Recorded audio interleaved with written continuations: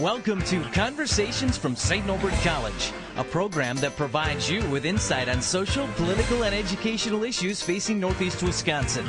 Now, your host for Conversations from St. Norbert College, the Dean and Academic Vice President of the college, Michael Marsden. Good evening. My name is Michael Marsden, and I'm your host for this edition of Conversations from St. Norbert College. Our special guest this evening is Karl Bohnak, Chief Meteorologist at WLUC-TV, Channel 6 in Marquette, Michigan. Our topic this evening is Mr. Bohnak's fascination for severe weather. His recently published book is entitled So Cold a Sky, and it tells the stories of some of the Upper Peninsula's most unique storms and weather occurrences, throughout history actually, including the famous storm of 1938. Mr. Bohnak received a communications degree in broadcasting, followed by the equivalent of a bachelor's degree in meteorology at the University of Wisconsin-Madison. He's worked at radio stations and later as a television reporter and weatherman in New Hampshire and Wisconsin.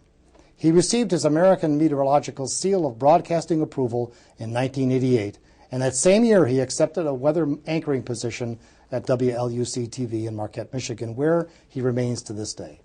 Karl, welcome to our program. We're really pleased to have you here. Thank you. I'm really happy to be here myself. Good. Well, what actually started you off becoming so fascinated with severe weather? Well, when did it start in your life? I can go back to first grade, and I remember it because I grew up in Milwaukee, and in first grade we had a big snow year, at least for Milwaukee. Mm-hmm. And I remember being fascinated with the fact that at night it would be so bright many nights. And I finally kind of figured this out with my 7-year-old deductive powers that it was bright because it was snowing, and the snow was falling and the city lights were reflecting off the snowflakes. So I became a snow fanatic, a snow freak, and I longed for snowstorms. And when they would occur as I grew up, I would stay up all night long watching them. But of course in Milwaukee, there aren't that many storms to get excited about to stay up all night for. So that's how it began. So you went to New Hampshire and then back to Wisconsin? Right. I wanted to always do something associated with weather, but at first I found that a lot of people find this out, that if you're a little weak in mathematics, the science end of it, I got myself a degree in communications, so I had to get a job. You just don't start at the top in Milwaukee. Of course not, yeah. So I had to cut my teeth, and I wanted to go someplace where there was a lot of snow, so I ended up in New Hampshire. Now, eventually you end up in Marquette, and have been there for quite some time now. And it's not only your home, but it becomes a huge laboratory for you, I gather. What is it that's so special about the UP that attracts all of these special weather conditions? Well, first of all, we have such a varied geography. We have the higher elevations from west of Marquette throughout the western UP.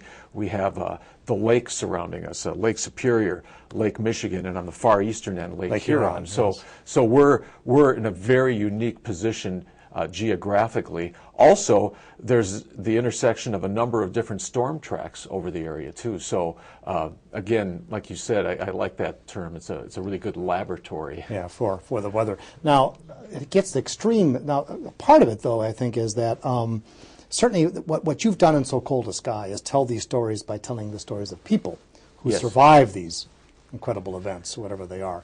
And is that part of your strategy, is to make them come alive by using the storytelling technique? Yes. I was first inspired to do this. I was a young man, and I was just starting college, and I came upon a series of books by a man named David Ludlam, who was the longtime chief editor of Weatherwise magazine. Yes, in fact, Weatherwise has been continuously published now for about 60 years. And he wrote the series of books called Early American Winters, Early American Hurricanes, Early American Tornadoes. It was the first books in a series or a genre called weather history. Uh-huh. And I was fascinated by these books. And I also wanted to, like you said, add the human element, because I wanted to reach a wide audience. Some people aren't into, the storm developed down in Colorado and then moved up on the southwest flow and all this. But people are always interested in stories. Exactly. And firsthand accounts, and that's what I tried to do as much as possible in this book. I thought particularly your accounts of Bishop Baraga and Peter White and a few of the other Upper Peninsula historical figures were quite interesting. Well, thanks. Particularly Bishop Baraga and how he survived all those winters and snowshoed these huge distances and so on. Amazing. Unbelievable. Yeah, it really was. Who are some of your favorite characters? Well, like you said, Peter White, who he came to the Upper Peninsula. He actually was in Green Bay. He was born in Rome, New York, and his family moved to Green Bay.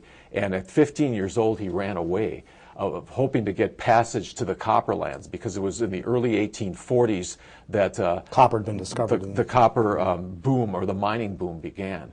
So he tried, and he first went up to the Sioux at 15.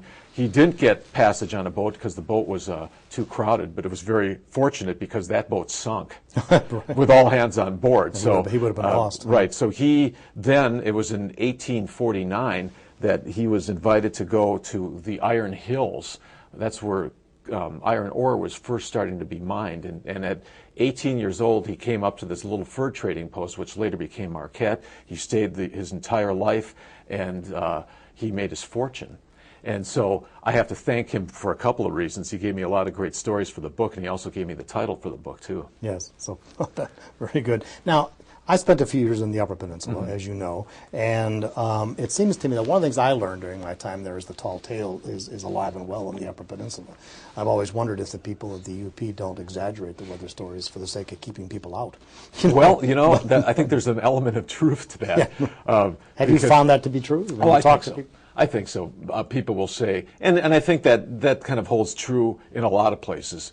Oftentimes I'll say, I'll meet somebody, no matter where it is, even if it's Green Bay. Oh, I remember when I was a kid, there was always, deep snow on the ground. It was up to my waist, and of course, number one, when you were a small kid, everything seemed big. Of course. And of course, back when I was growing up in the 60s and 70s, and I think that's true for a lot of people in that general age bracket, there were some pretty cold, tough winters in the upper Great Lakes.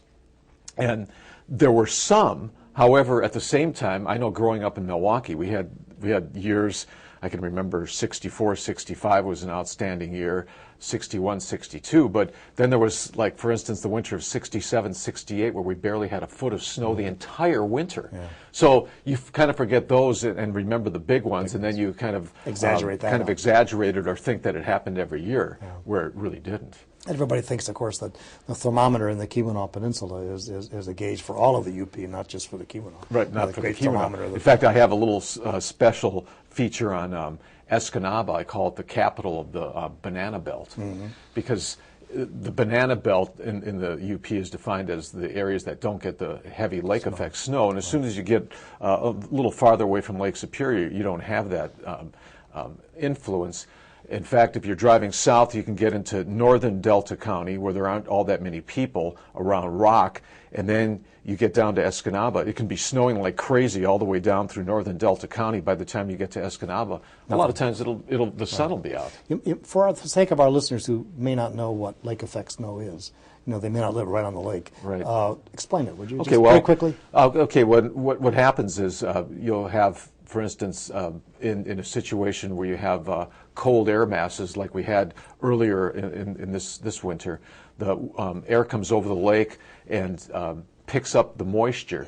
And the colder the air is, usually, the greater the temperature contrast between the air and the water, and that helps to create that rising vapor. And you get the clouds to develop in the lake effect snow. Now, and you push that snow or those clouds up a hill, for instance, to the west of Marquette, you actually get that more lift and you get more snow to come out. So the higher elevations get the heavier snow because of that. And it's a significant factor, I know. Oh, it is. In fact, in the city of Marquette, even back in the pioneer days, they knew this, that oftentimes they call it the Iron Hills had about 5 feet more snow per winter. And that is true. They knew that right then.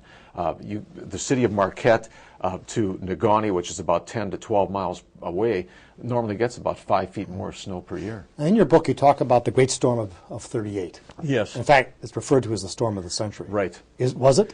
It really was, and you talk to people. The only part of the Upper Peninsula that didn't really get affected by it so much was the far east around Sault Ste. Marie.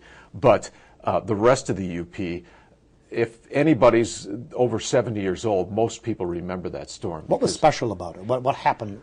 What were the weather conditions that created that? Okay, well, it was a storm that came out of East Texas, so it had a lot of moisture, and it was in late January 1938, so it was on a Monday that the storm started, and already on Sunday there had been flooding on rivers in northern Illinois. So they had a lot of rain down there, so that just showed that there was a lot of moisture. So this system came up, and back then we didn't have upper air charts, but examining the weather maps, it appears that there was actually the coalescing of a couple of systems, one coming down from the north, one coming up from the south, that main low from East Texas. They coalesced over the Great Lakes and created one huge storm that really didn't move that fast. It moved from central Illinois early on Monday morning, and by Tuesday it was only just east of the Sioux. So that's a long period of time for wind and snow, and it was basically a 36-hour storm, heavy snow and strong winds, that combination, plus then cold. So all those, the big three, which gives you a big storm. Yeah, and it's kind of interesting. I've looked back and some of the really big storms that have occurred in this part of the country. A lot of times it seems like when you get one huge storm like that, it's like the atmosphere spends itself. There were no big storms afterwards, after that in 1938. In fact, that by the middle of March, folks were golfing in Marquette. That's how nice it was. Interesting. Yeah, interesting story. Speaking of which, I know that meteorologists are, first of all, scientists. I understand that. But it seems to me, from your point of view, they're storytellers. Well, I kind of look at it every day. I get on the air and I tell the story of what I think is going to happen with the weather. I'll try to tell the story about that. And it is, I think it is something, I think an element of storytelling that's involved. However, I think I've kind of taken a little step further. I hear a lot of stories from people. People always want to tell me stories. Oh, I bet they do. You won't believe what happened during this storm. I really like to get dates, though. Sometimes people will say, well, I think it was back in 67. Or they won't even say that. Back when I was about 25, so it must have been somewhere in the 70s, you know. So if I can get a specific date, that's when it's great. For instance, one of the stories in the book that I had was on the wild March blizzard of 1959. Remember that? And the reason why I got that story was because this gentleman will never forget it, because his daughter was born on that day. I see. So that's how we connect our some of these weather events. It's because of something that happens in our lives, and then it'll get... What's your favorite weather story of all the stories you've collected? Well, I think since I am a winter weather fanatic and I really like severe winter weather, probably, and it occurred a couple of times in the book. I got into it in Father Barriga's chapter, and then in the chapter on snow was the winter of 1856-57, which, according to the Minnesota frontier pioneers, they call it the severest winter ever known. Mm-hmm. And that one Barriga talked about, and it seemed, first of all, I got a little start with this book. There was a official or archivist at the Barriga Diaries who sent me little messages once in a while, and it was back in a severe winter we had in 95, 96. The winter never stopped. We had snow on the ground. We had a big snowstorm. I remember that. I was there. We had a big snowstorm at the end of April, and it was in March. We still had snow on the ground, and she sent a little phone message. I never even talked to her, but she wrote that Father Barriga wrote in his diary in May of 1856. It was on the 16th. Bravo, O spring, you delightful month of ice. He was disgusted. It snowed heavily that day after the winter snow finally melted from underneath his windowsill on May the 13th in the Sioux. So I got those little bits, and then I talked about David Ludlam's book, Early American Winters, and I found that title for that winter, The Severest Winter Ever Known. Then I went looking for old newspapers, and at the Historical Museum in Marquette, the only newspapers that survived were the Lake Superior Miner from Ontonagon. And they had detailed about that storm. Yes, and about the whole winter. And it was in the middle of February that year. The townsfolk were sitting around a fire, just talking, and trying to decide how many storms had occurred between Christmas and the middle of February, and they all agreed it was just one with few and short interruptions. At that point, I want to remind our viewers that you're watching Conversations from St. Norbert College, and our special guest this evening is Carl Bohnak, and we're talking about his fascination for severe weather. Now, most people, Carl, when they think about the Upper Peninsula, they think about snow. But right. Your book is about more than snow. It's about gales and tornadoes. It's about terrible fires. Right. Also heat waves. That's the shortest chapter, though. Yeah, right, the shortest chapter. Why are we so fascinated by these extreme weather conditions? I mean, if you think about it, the Weather Channel didn't exist when I was growing up. And now we have not only the Weather Channel, but we have weather stories. And they even call them that. And they give us these incredible tales of terrible storms all over the world. What is it that sort of draws us in? Well, it's part of our environment, and we have to live in it. And of course now, in our modern world, we're not so much exposed to it. We can shut out the weather. In fact, in a place like this, we could be here all day, and we're wondering what's the weather like. But back before we had all these modern conveniences, we had to live out in the weather. So we still have that little bit. When you leave here tonight, you're going to have to drive home, and then you'll notice the weather. You'll have to deal with it. And we always, at some level, we do have to deal with it. We're fortunate in this part of the country that we don't have to deal with some of the things that they do down in the south when a hurricane comes and you have floodwaters that go up to the top of your ceiling in your first floor of your house. We're very fortunate in that regard. Yeah. But we still have lots of weather events to deal with here, too, and I think that's what fascinates us in how people get through these events. And in my book, the first part is really an early history of the area with weather and climate as a backdrop, and you talked about how do these people survive. Right. And now we have it so much easier. Yeah, we do. Now, the weatherman or weatherwomen, as such, have become almost heroic, haven't they? And I'm thinking of the popular culture of weather persons, and specifically Nicolas Cage's film *The Weatherman*. Of course, he's not heroic in that particular film. No, he isn't. He isn't heroic. And he's even attacked on the streets by people who don't like his forecast. If people didn't see that, it's set in Chicago, and he's a weatherman, and he's not really happy with his life or his job. Right. And it's actually pretty depressing. Yeah. But one of the consultants on the film was actually Tom Skilling, who is a gentleman that a lot of people know because he's the main weather anchor on WGN in Chicago, which gets on cable stations throughout the country. Sure. And I got to know Tom when he was a weather anchor in Milwaukee. And so we kept in contact through the years, and he was very gracious. He actually looked at my book and gave it an endorsement. So actually, I think that's very positive.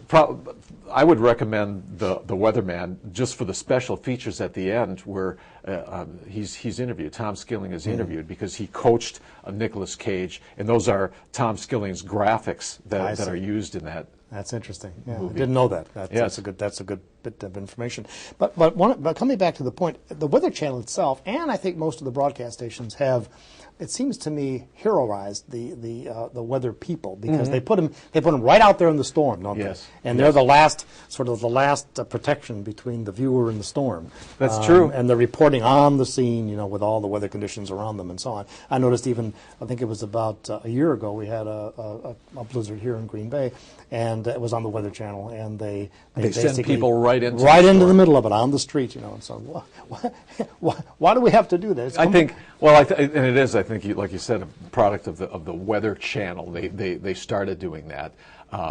They want to be there firsthand and give you the information and say, don't go out in this storm. Well, they're out in this storm. They're out in the storm. And of course, they're encouraging people to go out in this storm. Don't drive, so they're driving. There is that aspect of it's maybe in a sense kind of ridiculous, but that's part of I think our fascination with it, to have somebody out there in the storm. And I guess you go way back, there's a great book that's on weather called Isaac Storm. Isaac Klein was a Weather Bureau official in Galveston, Texas.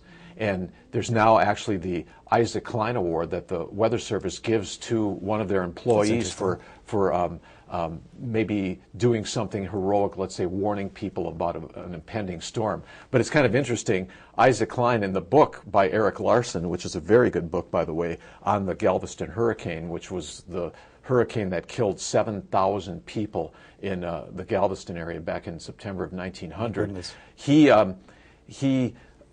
wrote an article earlier that summer that was published in the paper that said Texas will never get hit by a hurricane. And the belief was, and that was called the age of certainty, the belief was that the storms would travel up the East Coast. They'd always recurve and they'd never go all the way across. And the Cuban meteorologists or the weathermen knew that that storm was coming through the Gulf, but the United States Weather Bureau wouldn't even they ignored they the denied reports. it. And it was the age of certainty, and all of a sudden he noticed that the surf that day was a Saturday, kept on rising and rising, and finally he looked at the barometer, it was falling like a rock. That's when he started warning people to get off the beach.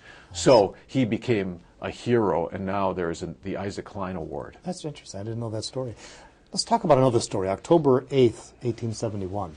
Everybody knows it as the day of the Chicago fire. Yes. But nobody knows about, or very few people except in this region, know about the Peshtigo fire. That which was a actually tremendous killed, fire. at least in Peshtigo, as I understand it, killed 4 times as many people that died in Chicago. Yeah, Not that 1,000 people. Chicago wasn't a tragedy, it was, but, Right. but almost 1,000 people lost their lives in the Peshtigo area alone. Okay, what happened that night? It seems, as I've read the story about that in different versions of it, it occurs to me that it was all across this region. It wasn't just in one isolated area. Things were dry, but there was a wind that came up apparently and just spread the fire all over the area, jumped across the Great Lakes, apparently, in some instances. Well, it was a perfect setting, and back in the 1870s, logging was going on at full tilt across the northeastern Wisconsin Upper Peninsula, and the practices back then were just to go in, cut the trees, and you left the slash there.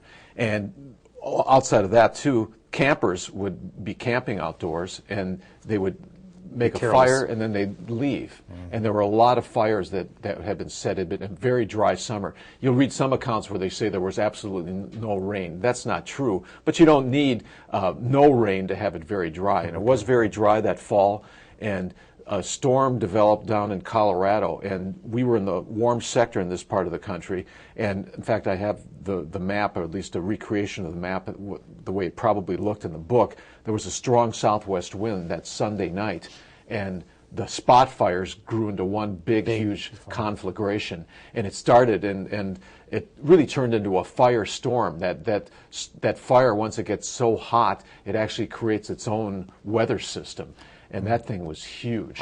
So I've read, and apparently it creates this condition called spontaneous combustion, where the individual is just consumed. Right, and nothing left but ashes. buildings would just go up, and just like let's say a piece of birch bark, just and that would be it. And that fire did jump. The reason why it's in the book, the fire jumped the Menominee River, and basically kind of moved around Marinette, Menominee. They were fortunate. Most of that area wasn't burned.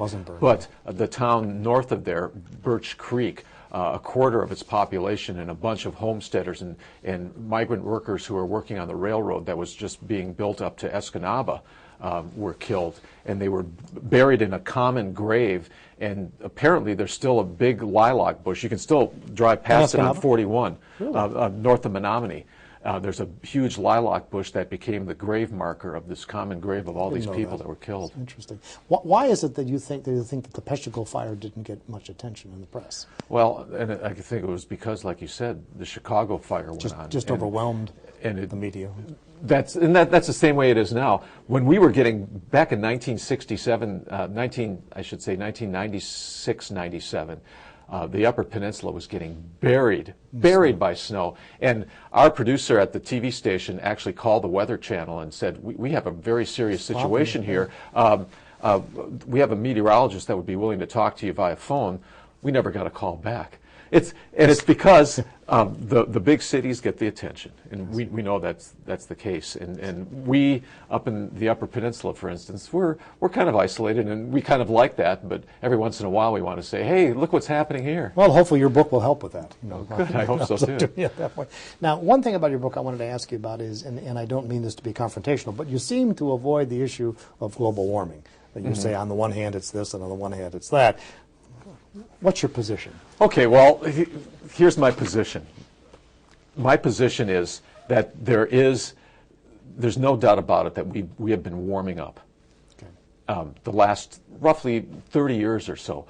If you remember back in the late 70s, in fact, I have it in the book, I call it the wintry triumvirate, 76, 77, 77, 78, 78, 79. There were a lot of articles coming out back then that human activity was leading to the possibility of a new ice age. Mm-hmm. Well, after that, we started to slowly warm. We still had some cold periods in the 80s, but we started to warm, and we got warmer, and we have been getting warmer. Now, the question is, how much is it human activity?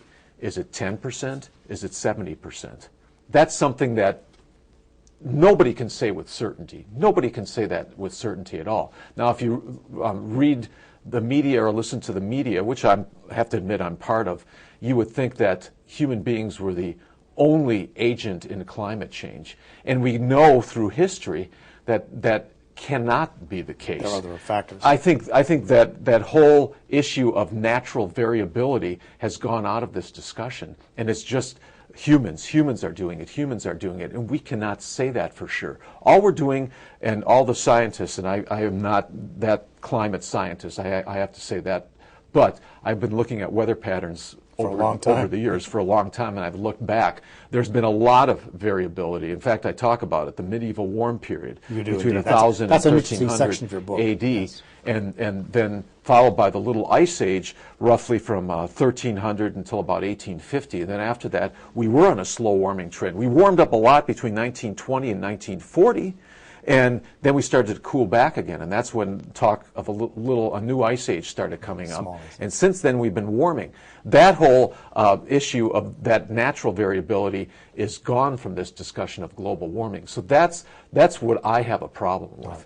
Right. And okay, I'll avoid the question and I'll say, what is my position? I tend to be a little bit skeptical about the doom and gloom sort of scenarios that the global warming proponents, and everybody seems to have an agenda these days, and politicians have gotten involved too. And that's the problem. I still think that we need as much money for scientific investigation of climate cycles, period, and also our effect on climate.